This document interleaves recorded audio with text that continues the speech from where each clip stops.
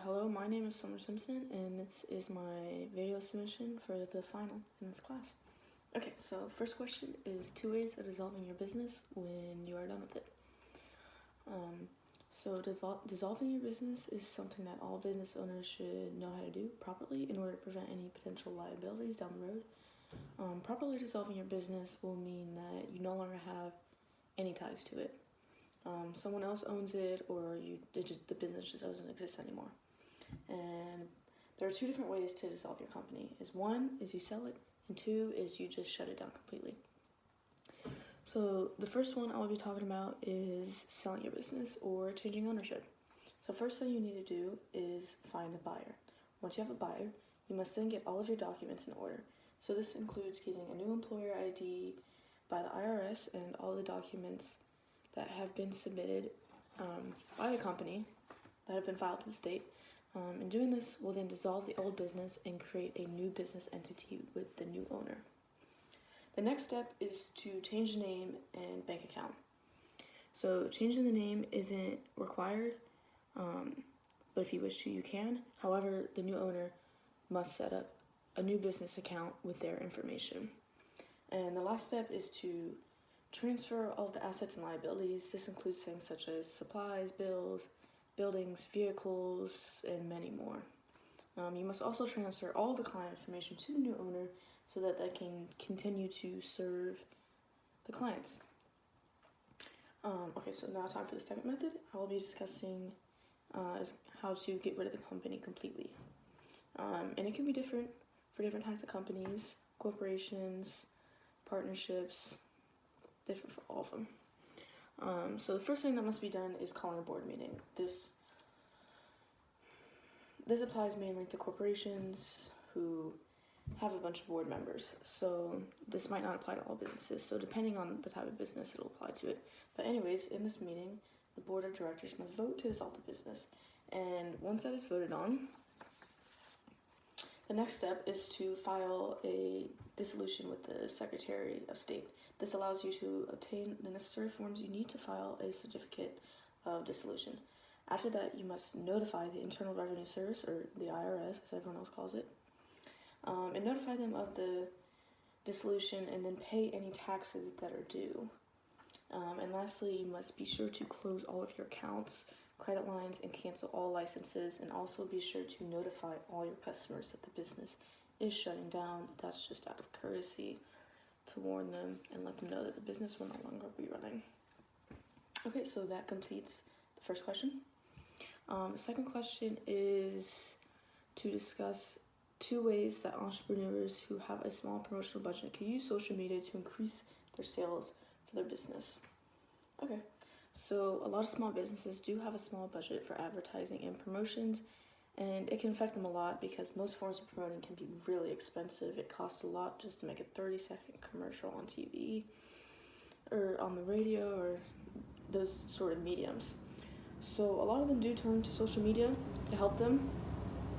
So the first way to advertise through sites such as Facebook and Instagram is to advertise, The first way is to advertise through sites such as Facebook or Instagram or any other social media site.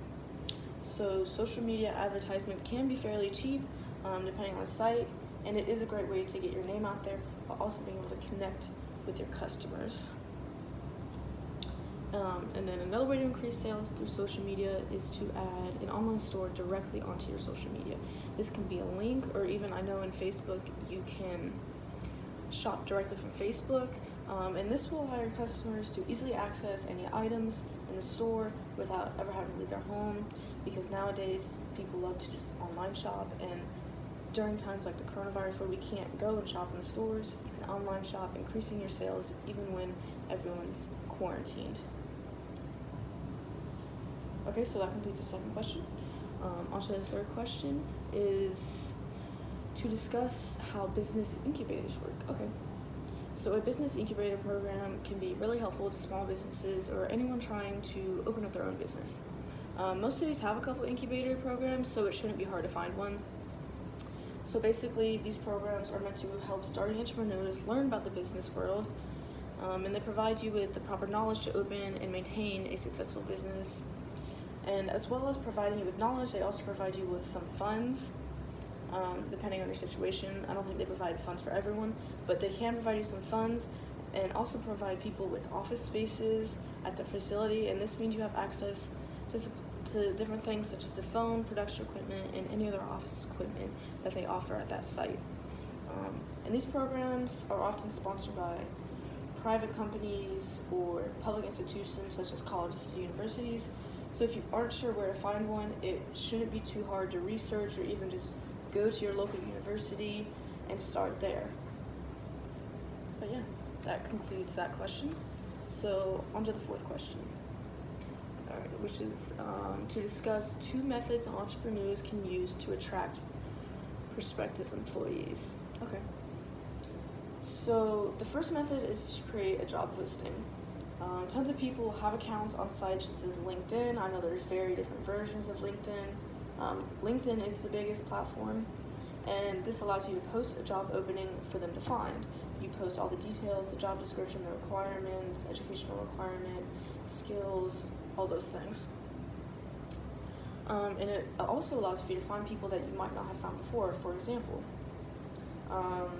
someone from Michigan can put in a location of Tampa, Florida, because they're considering moving there, and your job popped up. So now you're getting prospective employees from Michigan where you would never have gotten that before if you never made a job posting online.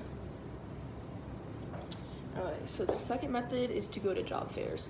So job fairs are normally held at universities or other companies that host them, and this essentially brings a bunch of different businesses together that are hiring and allow people who are looking for a job to roam and look at all the different companies, talk to the recruiting managers or whoever's there representing the company, put their application in, their resume, get the business card of the businesses, and allows you to do all that stuff.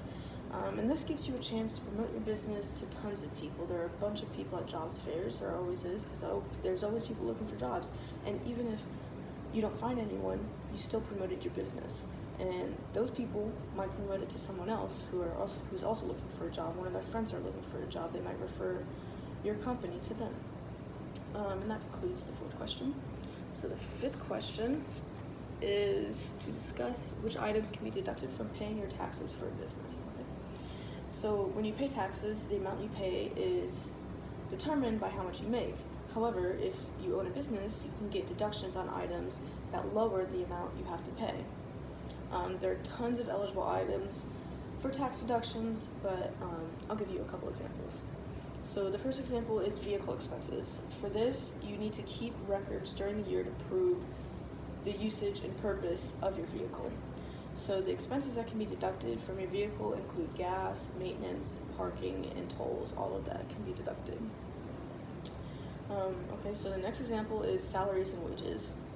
Salaries and wages that you pay to full-time and also part-time employees can be deducted, as that's money that you're not making, you're paying to someone else. And the last example I'm going to give is office and supply expenses. So if your supplies are used within the year, they are purchased, then they can be deducted, and then other expenses such as postage and shipping or delivery expenses that your company may use, or any other sort of expenses can also be deducted. Okay, so that answers all the questions, so thank you.